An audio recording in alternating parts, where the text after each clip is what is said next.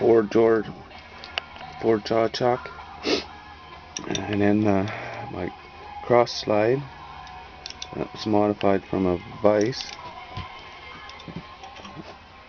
and then my saddles and my ways, I have just a 1x4 by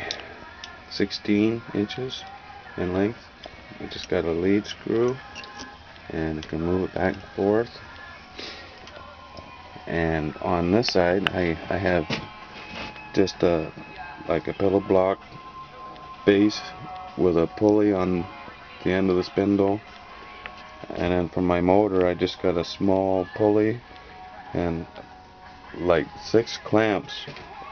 holding the motor bracket